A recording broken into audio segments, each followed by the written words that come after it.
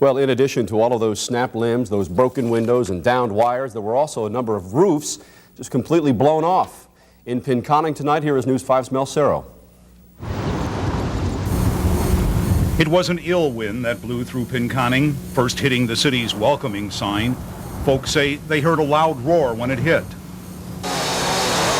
But it was the sounds of chainsaws that took over as the cleanup began. At the high school, the high winds took out dugouts, and batting cages and swing sets were intertwined. But it was the 20 by 40 section of the roof of the high school that's now missing that could delay classes. It's also our cafeteria for our whole middle school, high school, so you're talking about between 1,000 and 1,100 students eat here underneath this hole right now. So we need to make some decisions and make some assessments before we can make a call on what we're going to do, but that's a concern of mine at this point in time. Pinconning neighborhoods were strewn with fallen trees and branches, and 2 people were in this mobile home watching the storm when the high winds hit. They were inside at the time. That is, you just told me. Where is the roof?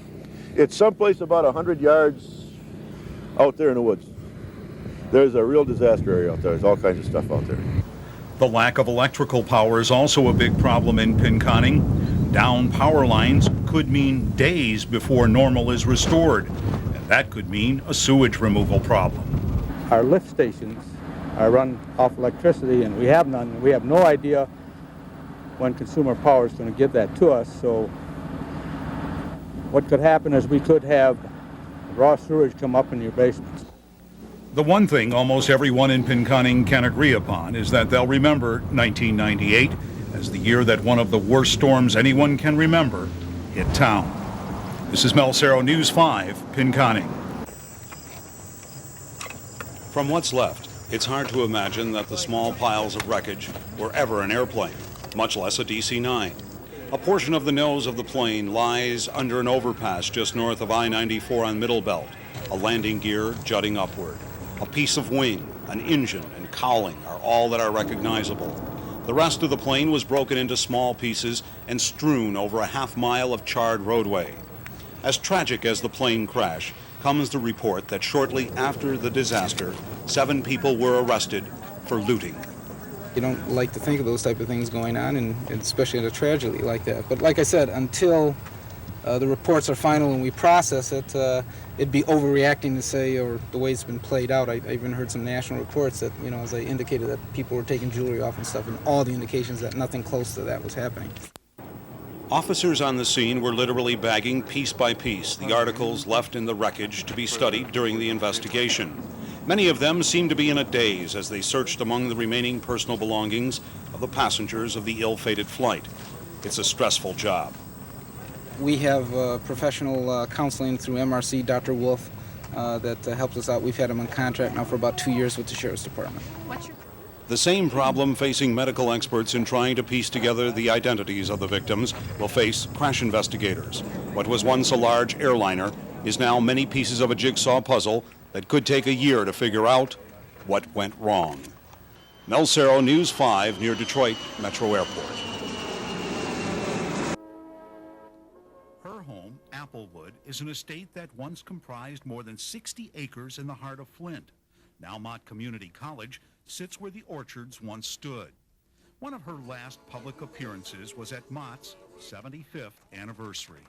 I remember her telling me 5 or 6 different times about how Mr. Mott, which is the way she almost always referred to him, would go to the upstairs window and look out over what was his cow pasture and tell her that down there where you see those cows, we're going to have students walking.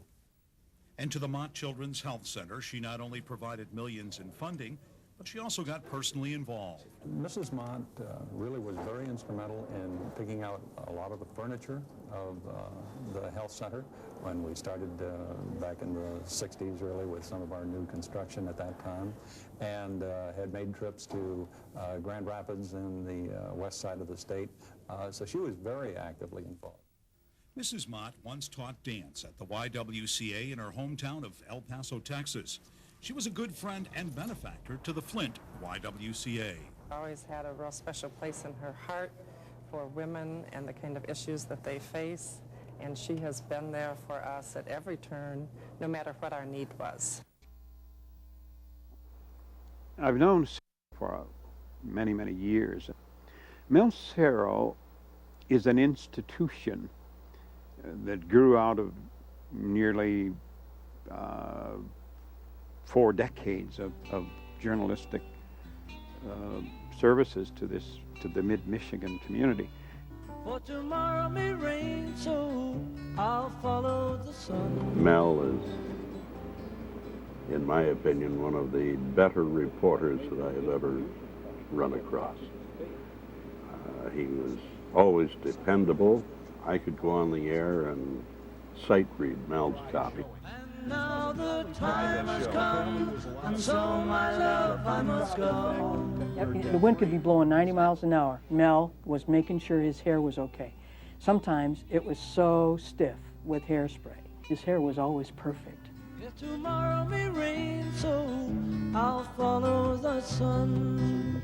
Early professional years, I can remember, of course, seeing Mel as a young news person, street reporter, with a lot of enthusiasm and spunk, and I was impressed with that, quite frankly. And though I lose a friend, in the end you will know. Well, I'd like to tell Mel that sure had a lot of fun working with him over the years. He became a very good special friend of mine and of the UAW. But tomorrow may rain, so I'll follow the sun.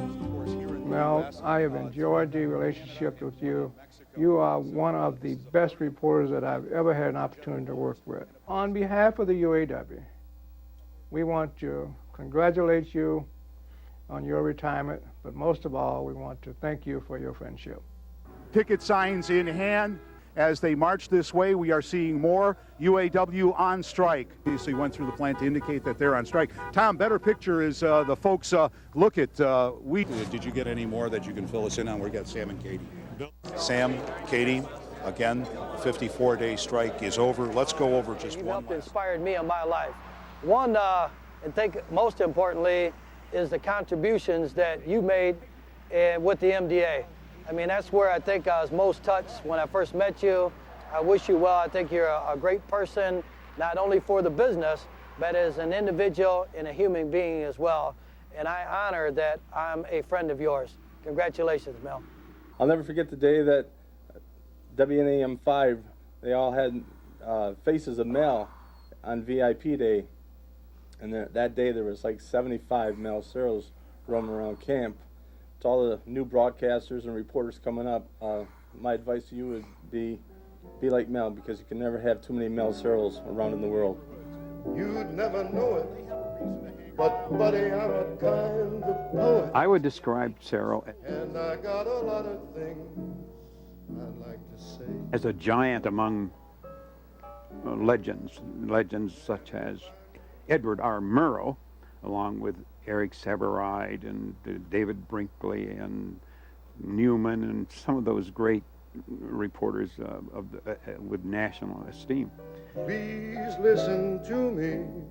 You know, there are 3 Mels that are famous in broadcasting. Set 'em up, Joe. Mel Allen, the voice of the Yankees. Mel Blanc, well, what's up, the doc? And Mel Serow. You know, once these Mel's tones are gone, they'll never be replaced.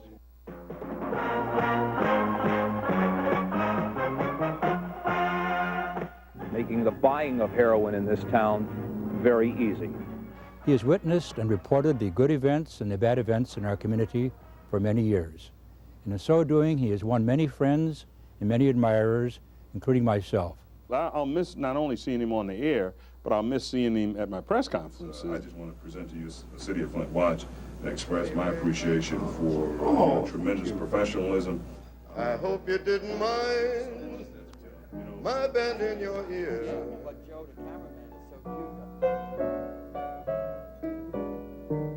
But this torch that I found, it's gotta be drowned,